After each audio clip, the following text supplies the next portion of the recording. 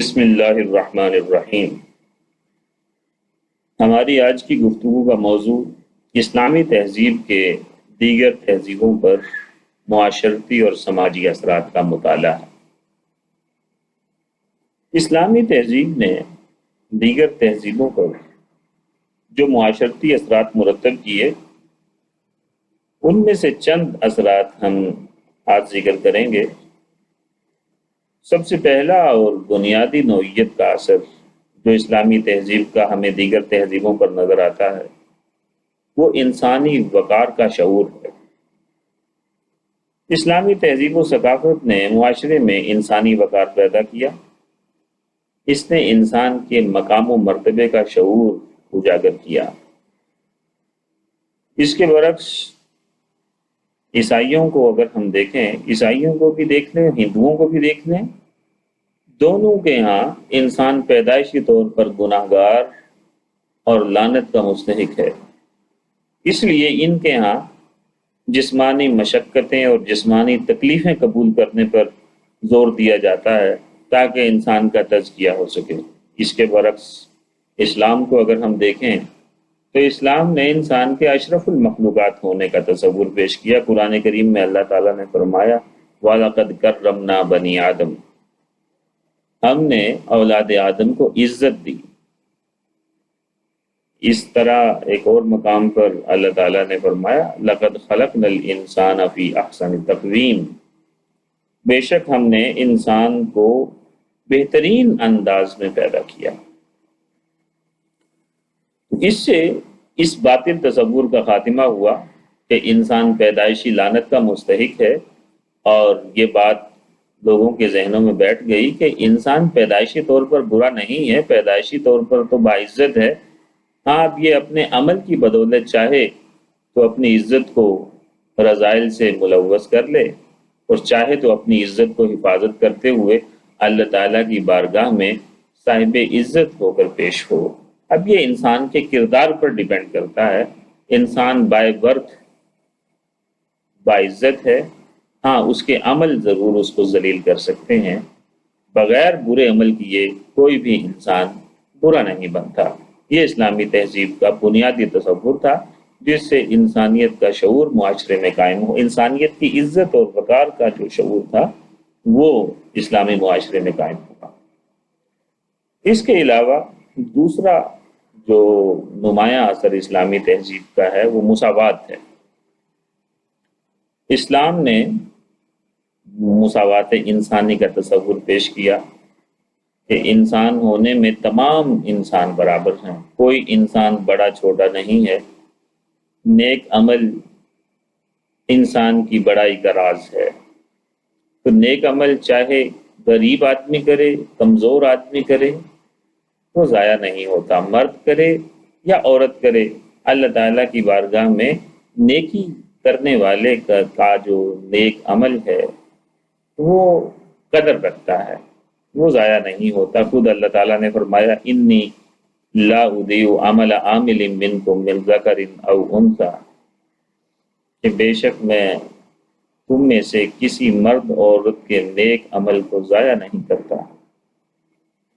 اسلام سے پہلے کی دنیا کو دیکھیں تو اس میں دولت، خاندان، جاہ و حشمت، اقتدار اور علاقے کی بنیاد پر لوگوں کے حقوق پامال کیے جاتے تھے۔ رسول اللہ صلی اللہ علیہ وسلم نے اس طبقاتی کشمکش کو مٹایا۔ آپ نے فرمایا ایھا الناس ان ربکم واحد و اباکم واحد، اے لوگو تمہارا باپ بھی ایک ہے، تمہارا خدا بھی ایک ہے۔ الا لا فضل لعربی علی عجمی ولا لعجمی علی عربی ولا لأحمر علی اسود ولا لأسود علی احمر الا بالتقوی، یعنی کسی عربی کو کسی اجمی پر اور کسی اجمی کو کسی عربی پر، اور کسی کالے کو کسی گورے پر اور کسی گورے کو کسی کالے پر کوئی بڑائی حاصل نہیں سوائے تقوی کے۔ یعنی بڑائی کا صرف ایک ہی سبب ہو سکتا ہے، وہ ہے تقوی، نہ کہ رنگ و نسل، نہ کہ علاقے کی برتری، نہ کہ زبان، نہ کہ خاندانی جاہ و حشمت، یہ تمام جاہلیت کے معیار تھے، اسلام میں ان کے لیے کوئی جگہ نہیں ہے۔ رسول اللہ صلی اللہ علیہ وسلم نے فرمایا تم سب آدم کی اولاد ہو اور آدم مٹی سے بنے تھے، عبادت ہو یا معاملات زندگی، کسی بھی انسان کو اسلام نے کسی شعبے میں بلا وجہ کوئی برتری نہیں دی، بلکہ تمام انسانوں کو مساوات کے ساتھ ایک ہی صف میں کھڑا کر دیا۔ حتیٰ کہ آپ دیکھیں حضرت بلال حبشی رضی اللہ تعالیٰ عنہ آزاد کردہ غلام تھے، لیکن ان کو بھی ایسی شان و شوکت اور ایسا مقام اور عزت رسول اللہ کی مجلس میں حاصل تھی جیسے کہ مسلمانوں کے بڑے بڑے سرداروں کو، جیسے کہ حضرت ابوبکر صدیق، حضرت عمر فاروق کو، بلکہ یہ جلیل القدر صحابہ کرام بھی بلال حبشی رضی اللہ تعالیٰ عنہ کا احترام کیا کرتے تھے۔ تو یہ اسلام کی تعلیم مساوات کی بدولت تھا کہ معاشرہ جو مختلف طبقات میں بٹا ہوا تھا، ان طبقاتی کشمکش کو بالکل یکسر ختم کر دیا اور تمام انسانوں کو ایک ہی صف میں کھڑا کر دیا۔ یہ اسلامی تہذیب کا وہ اعزاز ہے، وہ اسلامی تہذیب کے ماتھے کا جھومر ہے کہ اسلامی تہذیب نے یہ اعزاز آج سے 1400 سال پہلے حاصل کر لیا، لیکن دنیا کی دیگر تہذیبیں ابھی تک کالے گورے، اعلیٰ اور ادنا کی کشمکش میں پریشان ہیں، اور دنیا میں آج کے دور میں بھی رنگ و نسل کی بنیاد پر امتیازی سلوک روا رکھا جاتا ہے۔ بہرحال اس ٹرینڈ میں کسی حد تک کمی ہوئی، اور یہ کمی ظاہر ہے کہ اسلامی تہذیب کے تصور مساوات سے متاثر ہو کر دیگر تہذیبوں میں ہمیں نظر آتی ہے۔ اس کے علاوہ اسلامی تہذیب کے معاشرتی اثرات میں اگر ہم بات کریں تو اسلامی تہذیب نے عورتوں کے حقوق پر بہت زور دیا۔ اسلام سے پہلے عورتوں کے کوئی حقوق نہ تھے، عورتوں کو محض استعمال کی شے سمجھا جاتا تھا۔ قرآن کریم نے عورتوں کے حقوق ویسے ہی مقرر فرمائے جیسے کہ مردوں کے۔ اللہ تعالیٰ فرماتا ہے وَلَهُنَّ مِثْلُ الَّذِي عَلَيْهِنَّ بِالْمَعْرُوفِ، عورتوں کے بھی ویسے ہی حقوق ہیں مردوں پر جس طرح کے مردوں کے حقوق ہیں عورتوں پر، دستور کے موافق۔ تو اسلام کے معاشرتی اثرات میں سے عورتوں کو ان کے حقوق دینا، عورتوں کے حقوق کا تحفظ کرنا، یہ ایک بہت نمایاں وصف ہے۔ یہ طبقہ غلاموں کے بعد زمانہ جاہلیت میں سب سے محروم طبقہ سمجھا جاتا تھا، اور بعض تہذیبوں میں تو عورت کو شیطان کا نمائندہ سمجھا جاتا تھا اور مرد کی روحانی ترقی میں رکاوٹ اور برائی کا ذریعہ اس کو سمجھا جاتا تھا۔ لیکن اسلام نے عورت کو عزت کا مقام عطا کیا، عورت کو ماں کی حیثیت سے جنت کے حصول کا ذریعہ بنایا۔ رسول اللہ نے فرمایا الجنت تحت اقدام الامہات۔ اسی طرح بیٹی کی حیثیت سے رسول اللہ صلی اللہ علیہ وسلم نے عورت کے حقوق کا تحفظ کرتے ہوئے ارشاد فرمایا، ایک موقع پر اپنی دونوں انگلیاں ملا کر فرمایا کہ جس شخص نے 2 بیٹیوں کی پرورش کی، اچھے انداز میں ان کی تربیت کی، وہ جب جوان ہو گئیں تو ان کو بہتر انداز سے رخصت کر دیا، تو قیامت کے دن وہ شخص میرے ساتھ اس طرح ہوگا جس طرح کہ یہ 2 انگلیاں ایک دوسرے کے بالکل قریب قریب ہیں۔ اسی طرح بیوی کے حقوق کا تحفظ کرتے ہوئے رسول اللہ صلی اللہ علیہ وسلم نے ارشاد فرمایا خیرکم خیرکم لأہلی، تم میں سب سے بہترین انسان وہ ہے جس کا سلوک اور جس کا رویہ اپنی زوجہ کے ساتھ بہتر ہے۔ اسی طرح عورت کو جائیداد میں حصہ دار رسول اللہ صلی اللہ علیہ وسلم نے اور اللہ تعالیٰ نے اپنی تعلیمات میں قرار دیا۔ قرآن کریم کی مشہور آیت ہے وَلِلنِّسَاءِ نَصِيبٌ مِّمَّا تَرَكَ الْوَالِدَانُ وَالْأَقْرَبُونَ، عورت کے لیے والدین اور قریبی رشتہ داروں کی وراثت میں سے حصہ ہے۔ اسی طرح عورتوں کو پہلے تعلیم اور ملازمت کے حق سے محروم رکھا جاتا تھا، تو اسلام نے خواتین کی تعلیم پر بہت زور دیا رسول اللہ کی حدیث ہم پہلے بھی بیان کر چکے ہیں.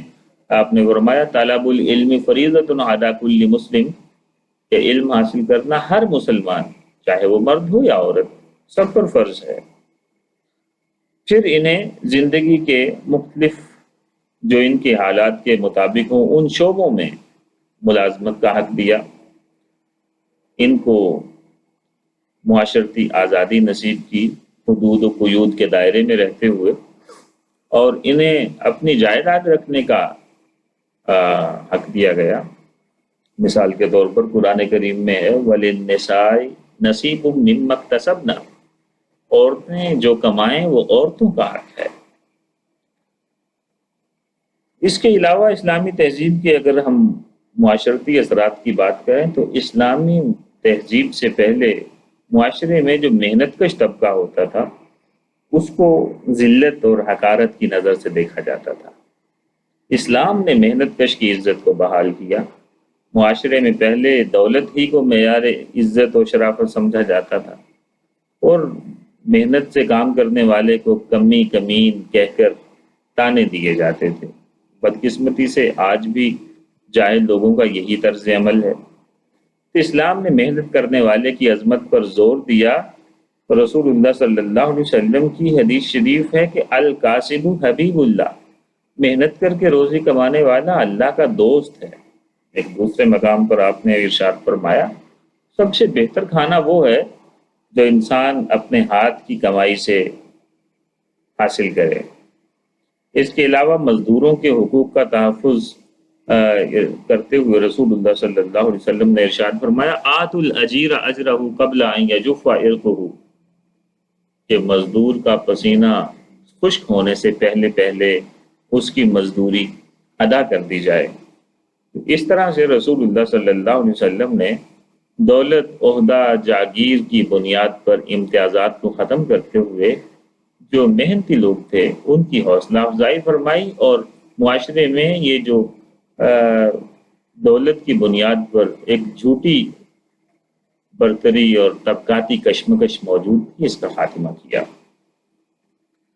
اس کے علاوہ رسول اللہ صلی اللہ علیہ وسلم نے جو اسلامی تہذیب ہمیں عطا فرمائی اس کا ایک نمایاں اثر جو دیگر تہذیبوں پر ہمیں نظر آتا ہے وہ ایک مضبوط خاندانی نظام کو قائم کرنا ہے.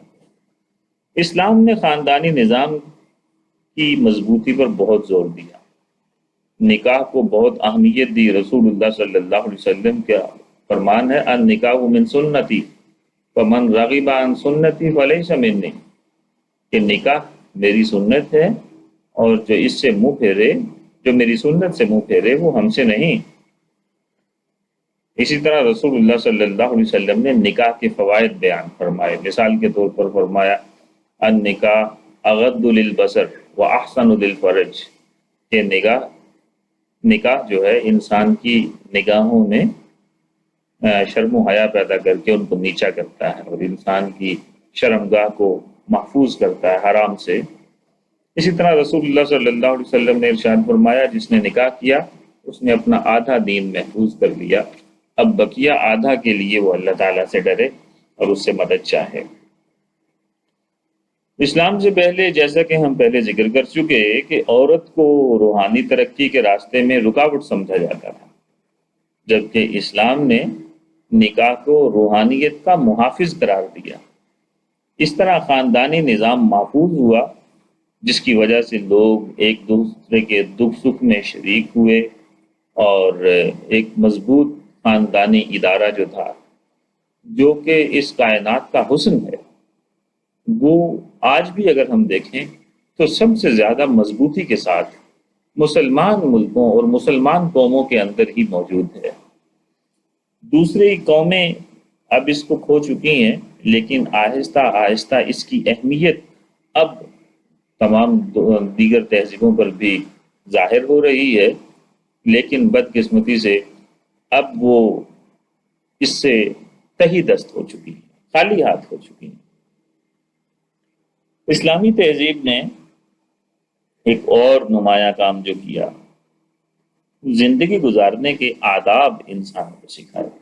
مثال کے طور پر کھانے پینے کے آداب، لباس کے آداب، سونے جاگنے کے آداب، آداب مجلس، رشتہ داری نبھانے کے آداب، گفتگو کے آداب، ان چیزوں کا فائدہ یہ ہوا کہ زندگی میں اور تعلقات میں حسن اور خوبصورتی پیدا ہوئی، جس سے معاشرے میں محبت اور باہمی احترام پیدا ہوا۔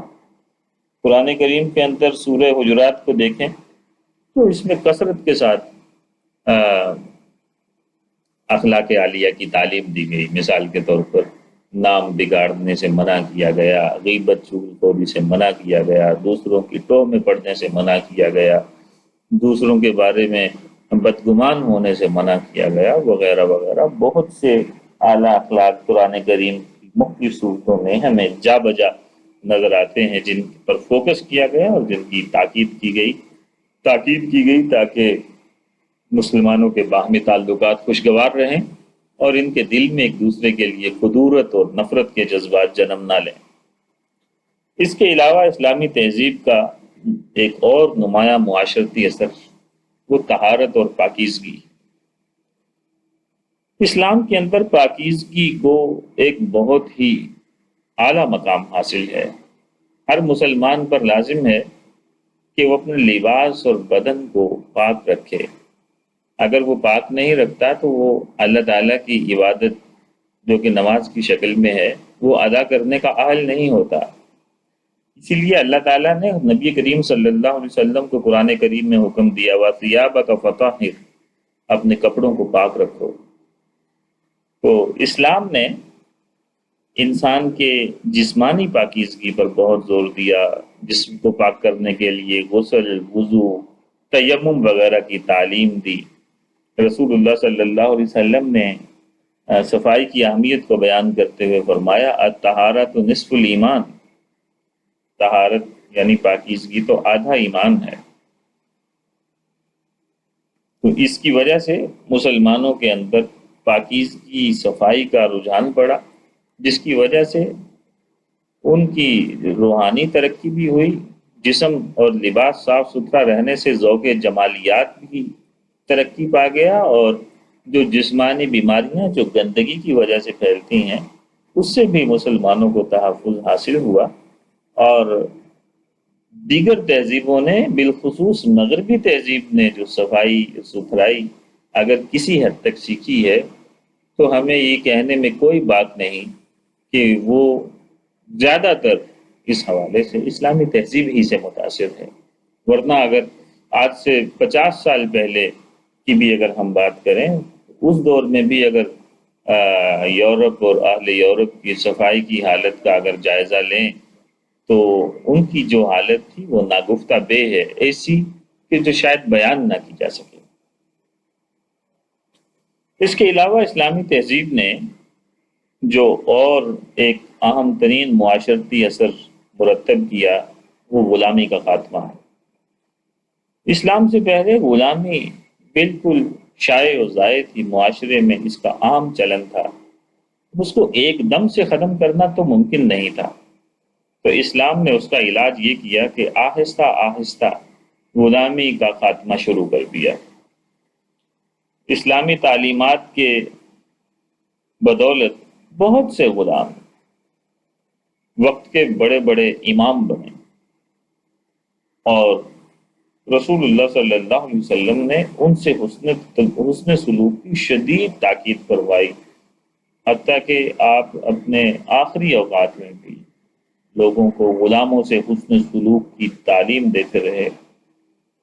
آج بھی مسلمان ملکوں میں اور بالخصوص اسلامی تہذیب میں کہیں پر بھی کسی آزاد انسان کو غلام بنانے کا کوئی تصور موجود نہیں ہے، اور نہ ہی اسلام اس کو جائز قرار دیتا ہے۔ رسول اللہ صلی اللہ علیہ وسلم نے انسانوں کو مل جل کر رہنے کے لیے برداشت اور صبر و تحمل کی تلقین بھی شدت کے ساتھ فرمائی، کیونکہ معاشرے میں تمام لوگ مل جل کر رہتے ہیں، اور جب بہت سے انسان مل جل کر رہتے ہیں تو لازمی بات ہے کہ بعض لوگوں کی بعض باتیں خلاف مزاج بھی ہوتی ہیں دوسروں کے لیے۔ تو اس صورت میں اسلامی تہذیب نے ایک دوسرے کو برداشت کرنے کا جذبہ تعلیم کیا اور لوگوں کو اس بات کی تعلیم دی کہ رشتوں کو نہ توڑا جائے، معاشرتی میل جول باقی رکھا جائے، ہاں خلاف مزاج باتوں پر صبر کیا جائے، ان کو برداشت کیا جائے اور تحمل و بردباری سے کام لیا جائے۔ یہ اسلامی تہذیب کے چند معاشرتی اثرات تھے جن پر آج ہم نے گفتگو کی۔ تو اللہ تعالیٰ سے دعا ہے کہ اسلامی تہذیب کو غلبہ عطا فرمائے تاکہ پھر سے انسانیت ان پاکیزہ اثرات سے متاثر ہو کر ایک خوبصورت معاشرے کی شکل میں آگے بڑھ سکے۔ آمین وآخر دعوانا ان الحمد للہ رب العالمین۔